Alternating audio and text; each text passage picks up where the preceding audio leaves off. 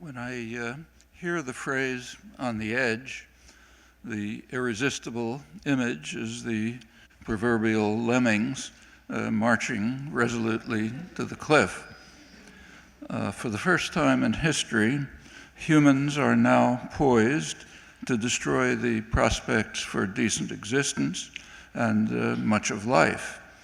The rate of species destruction today is at about the level of 65 million years ago, when a major catastrophe, presumably a huge asteroid, ended the age of the dinosaurs, opening the way for mammals to proliferate. The difference is that today we are the asteroid, and the way will likely be opened to beetles and bacteria when we have concluded our work. Geologists, as I'm sure you know, break up the history of the planet into eras of relative stability. The Pleistocene, lasting several million years, was followed by the Holocene about 10,000 years ago, coinciding with the human invention of agriculture. Today, many geologists add a new epoch, the Anthropocene, beginning with the Industrial Revolution, which has radically changed the natural world.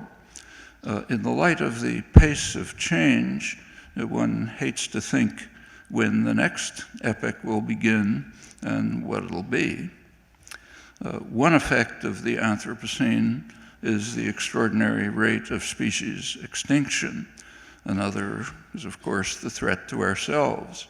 No literate person can fail to be aware that we are facing a prospect of severe environmental disaster with effects that are already detectable and that might become dire within a few generations if current tendencies are not reversed. And that is not all. For the past 70 years, we've been living under the threat of instant and virtually total destruction at our own hands. Those familiar with the shocking record, which continues to the present, will find it hard to contest the conclusions of General Lee Butler. He's the last commander of the Strategic Air Command, which has responsibility for nuclear weapons. He writes that we have so far survived the nuclear age by some combination of skill, luck, and divine intervention, and I suspect the latter in greatest proportion. It's a near miracle that we have escaped destruction so far, and the longer we tempt fate, as we are doing now, the less likely it is that we can hope for divine intervention to perpetuate the miracle. We might wish to consider a remarkable paradox of the current issue. There are some who are devoting serious efforts to avert impending disaster. In the lead are the most oppressed segments of the global population, those considered to be the most backward and primitive. The indigenous societies of the world, First Nations in Canada, Aboriginals in Australia, tribal people in India, and many others throughout the world. In countries with influential indigenous populations, like Bolivia and Ecuador, there is now legislative recognition of rights of nature. The government of Ecuador actually proposed to leave their supplies of oil in the ground where they should be if the rich countries would provide them with development aid amounting to a small fraction of what they would sacrifice by not exploiting their oil resources. The rich countries refused.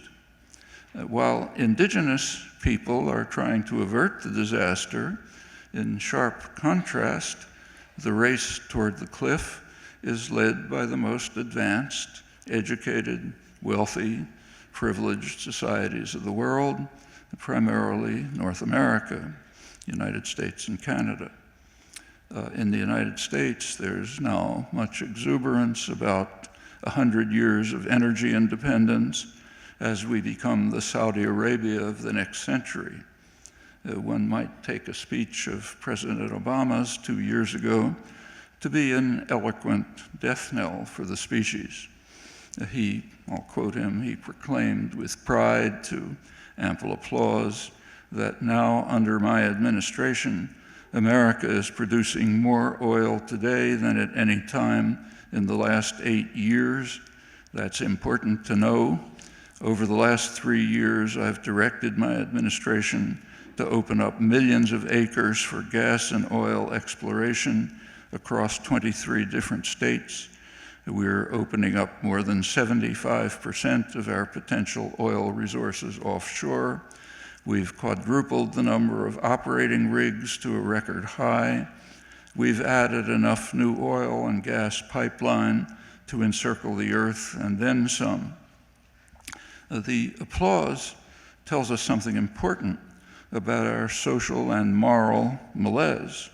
The president was speaking in Cushing, Oklahoma, known as an oil town, as he announced in greeting his appreciative audience. In fact, it is the oil town, described as the most significant trading hub for crude oil in North America.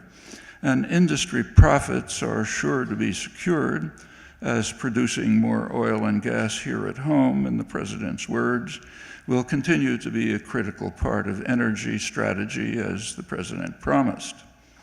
A few days ago, the New York Times had an energy supplement, 8 pages of mostly euphoria about the bright future for the United States, poised to be the world's greatest producer of fossil fuels. Missing from the 8 pages is any reflection of what kind of world we are exuberantly creating.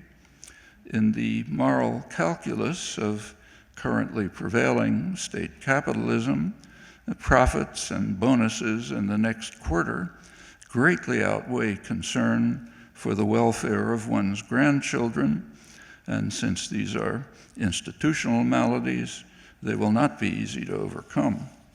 Thank you.